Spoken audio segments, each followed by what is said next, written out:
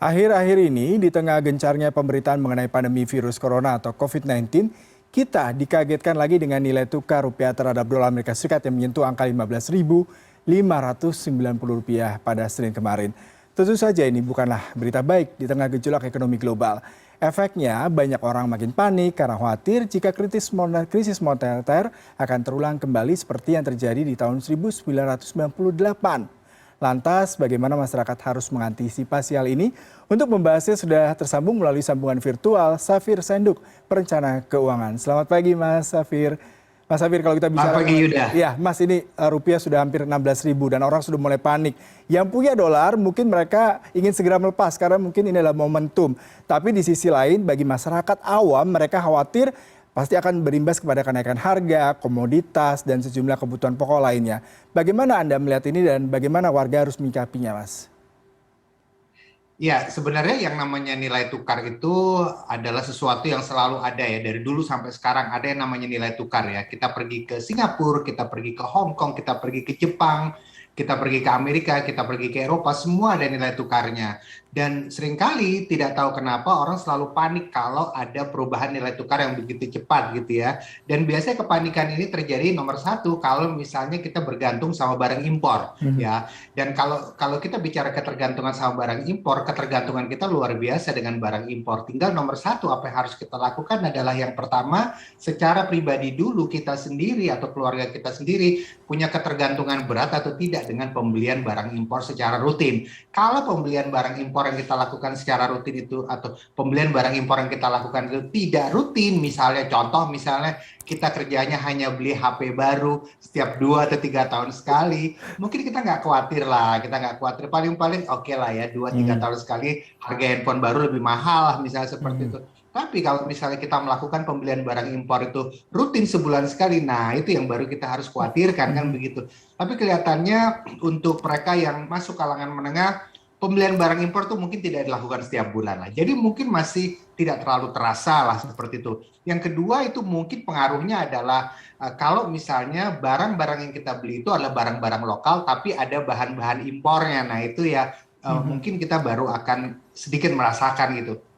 Tapi saya pikir adalah penurunan nilai rupiah terhadap US dollar ini salah satunya adalah pelemahan atau misalnya ada ancaman yang namanya resesi. Saya sempat kemarin mengintip, kalau tidak salah malah sudah sempat menyentuh 15.600 kalau tidak salah tuh satu US dollar.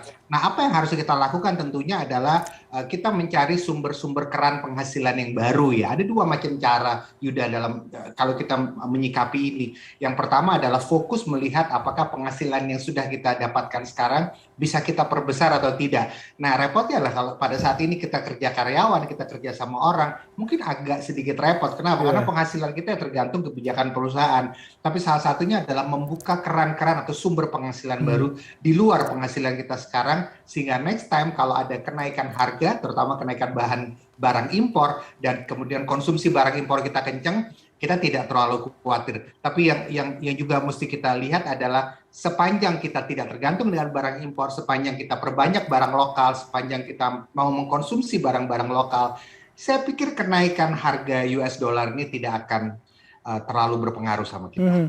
Mas Safir tadi ada mengatakan sejauh kita tidak terlalu bergantung terhadap barang lokal, tapi ironisnya Barang kita impor, begitu sangat tergantung ya Mas. Bahkan kebutuhan makan harian beras juga impor, gandum juga ada impor, kemudian juga bahkan benang dan juga sejumlah kebutuhan fashion juga seperti itu. Lalu bagaimana nih kita bisa menggiatkan kembali produsen lokal, sementara mereka sendiri juga masih mengimpor sejumlah komoditas ataupun bahan dasar ya Mas? Ya memang ini tidak bisa dihindari. Kalau misalnya kita mau menghindar dari barang impor sekaligus, itu memang sulit sekali. Jadi kalau saya ditanya apa yang harus kita lakukan, ya memang mau tidak mau, memang harus menambah keran penghasilan yang baru, menambah sumber penghasilan yang baru. Sehingga apa? Jangan lupa bahwa kenaikan US dollar akan mendorong kenaikan harga barang impor, sehingga ini akan mendorong inflasi. Dan saya selalu bilang ada 2 atau 3 momen dalam setahun di mana inflasi itu terasa kencang. Pertama adalah menjelang hari raya, terutama hari raya Lebaran. Mayoritas di Indonesia Muslim menjelang hari raya Lebaran itu kenaikan bahan makanan itu lumayan ya. Tapi yang kedua adalah kenaikan BBM. Ya, kenaikan BBM itu biasanya akan mendorong kenaikan harga barang yang lain ya. Itu yang kedua. Dan yang ketiga adalah kenaikan drastis terhadap US dollar. Nah, sepanjang ada kenaikan drastis terhadap US dollar ya, US dollar terhadap rupiah, maka ini akan mendorong inflasi. Jadi pola pikir yang saya sarankan adalah anggap saja ini adalah salah satu bagian dari inflasi yang bisa saja terjadi minimal 3 kali dalam setahun. Menjelang hari raya, kenaikan harga BBM dan kenaikan harga US dollar. Ini adalah inflasi seperti biasa. Mas Safir, kalau kita bicara mengenai inflasi, kemudian juga kenaikan dolar, sekarang diperparah dengan adanya resesi ya. Ibu-ibu rumah tangga, kemudian pekerja kantoran juga udah mulai khawatir resesi ini. Seberapa besar dampak dari kenaikan dolar terhadap rupiah sendiri, kemudian juga resesi, apakah bisa berimbas secara langsung terhadap masyarakat, terutama tadi buat masyarakat yang pekerja kantoran seperti saya nih Mas Safir? Sebagian perusahaan, kalau saya ditanya efek ya terhadap ekonomi makro gitu ya. Jadi begini, sebagian perusahaan yang menjual produk yang menggunakan bahan-bahan impor itu tentu akan terkena imbasnya. Mereka terpaksa mungkin harus mendorong kenaikan harga jual barang mereka, itu yang pertama. Tapi yang kedua adalah kalau perusahaan tersebut banyak fokus pada barang-barang yang sifatnya tertier gitu ya, maka mungkin mereka akan mengalami penurunan penjualan. Tapi kalau perusahaan tersebut fokus kepada barang-barang kebutuhan, barang-barang sifatnya ya memang dikonsumsi sehari-hari, orang mau nggak mau tetap akan beli walaupun sedikit ngedumel karena harga barang kebutuhan naik segala macam, karena kita ternyata barang kebutuhan kita adalah impor misalnya, atau ada bahan impor ya. Mungkin kita akan ngedumel tapi kita tetap beli. Tapi kalau barang-barang itu sifatnya barang-barang tertier dan lain sebagainya, mungkin penjualan bisa menurun dan bisa jadi dalam jangka panjang pelan-pelan akan ada penyusutan organisasi perusahaan, which is namanya PHK seperti itu. Jadi dalam jangka panjang kalau ini terus terjadi, bisa jadi ini akan ada PHK dan ini semakin menggambarkan bahwa ini adalah resesi dan semakin banyak orang yang jadi pengangguran. Dalam jangka panjang jeleknya bisa seperti itu. Mas Safir, kalau kita bikin skema keuangan nih ya, kalau bicara mengenai bagaimana tadi bisa mengelola salah satunya mengirit atau pengeluaran tersier terkait dengan barang-barang impor. Mungkin komposisinya Mas Safir bisa memberikan deskripsi seperti apa? Di mana misalkan mereka hanyalah pekerja biasa. Tidak ada penambahan income, Mas. Iya. Kalau misalnya kita bicara pekerja biasa dengan penghasilan tertentu, katakan mungkin angka mudahnya saja adalah angka 5 juta sebulan gitu ya, 5 juta atau 6 juta sebulan ya. Jadi saya selalu membagi pengeluaran itu menjadi 3 macam kategori, ada wajib, butuh, dan ingin. Jadi wajib itu ada banyak, butuh ada banyak, ingin ada banyak. Tapi kalau kita mau sedikit lebih real lagi, mari kita bagi pengeluaran itu menjadi 4. Jadi pertama adalah untuk membayar cicilan utang.